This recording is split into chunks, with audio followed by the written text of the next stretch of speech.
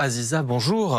Merci Bonjour. d'être avec nous sur France Info. Hydrologue et experte en adaptation face au changement climatique. On va d'abord s'orienter avec vous sur la question hydrologie. Cette hausse brutale du cours de l'Argens qui a notamment motivé le placement en alerte rouge, c'est quoi? C'est du jamais vu pour vous? Alors c'était effectivement la première fois que ces deux départements en fait étaient en alerte rouge, que ce soit les Alpes-Maritimes ou le Var. La première fois de leur histoire, c'est-à-dire que la vigilance météorologique a été mise en place en 2001. Donc on a quand même 18 ans de recul. Et donc effectivement le fait de basculer à ce niveau de vigilance rouge signifie non seulement que l'événement va être intense et important, comme on a pu l'avoir d'ailleurs il y a à peu près un mois sur Béziers, mais en plus qu'elle atteindra une ampleur vraiment extraordinaire. C'est-à-dire que là, on voit bien que l'emprise et la zone qui a été atteinte est extrêmement large. On a autant des dommages et des dégâts sur Nice, sur toute la Côte d'Azur, et on a même eu des cours d'eau qui ont réagi sur l'ensemble du pourtour méditerranéen. Et du bassin versant, effectivement. Mais alors du coup, ces épisodes qu'on appelle Cévenol méditerranéen sont de saison. Leur intensité, on l'a bien compris, elle est de plus en plus amplifiée, notamment parce qu'il y a ce réchauffement climatique. Ça veut dire, et c'est votre deuxième casquette, qu'il faut s'adapter. Et vous dites-vous qu'il faut s'adapter vite parce que ça prend du temps.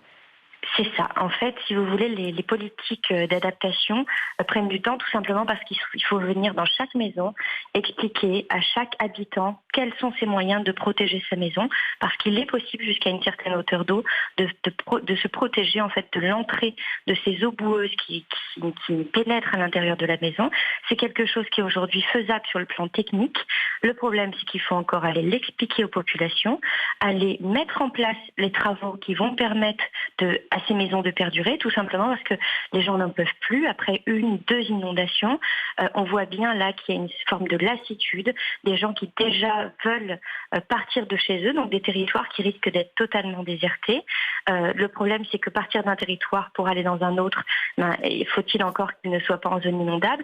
Or, le phénomène, le risque d'inondation s'accroît un peu partout, en tous les cas, en termes d'intensité, et donc on voit bien les réactions hydrologiques extrêmement violentes concernent tous les territoires aujourd'hui et pas seulement les zones qui sont reconnues comme étant inondables. Et suscite l'incompréhension des citoyens qui se disent ça fait des années que j'habite là et on n'a jamais connu ça, je vois pas pourquoi je déménagerais. On l'a bien compris. Alors du coup, c'est quoi l'échelon idéal pour agir? C'est la ville, c'est le département, c'est l'État?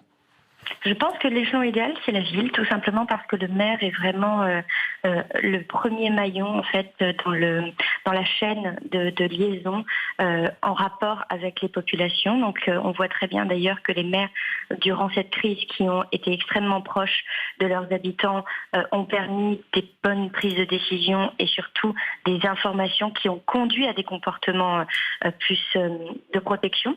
Donc ça, c'est la première des choses, c'est qu'il faut permettre en fait une protection sur le plan organisationnel. Il faut que les gens sachent que cette zone va être en danger, que le fait de se déplacer à ce moment-là ne va pas être possible, qu'il vaut peut-être mieux évacuer ou bien se confiner. Tout ça, ça se détermine.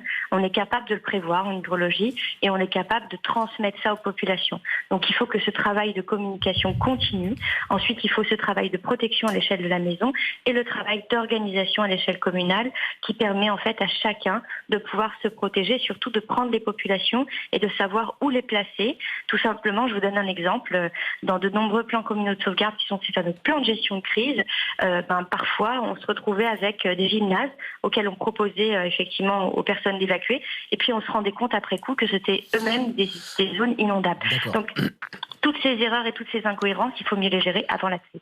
Merci beaucoup Emma. Aziza, pédagogie, adaptation, protection, on l'aura compris. Merci d'avoir été avec nous sur France Info. On l'a appris cette nuit.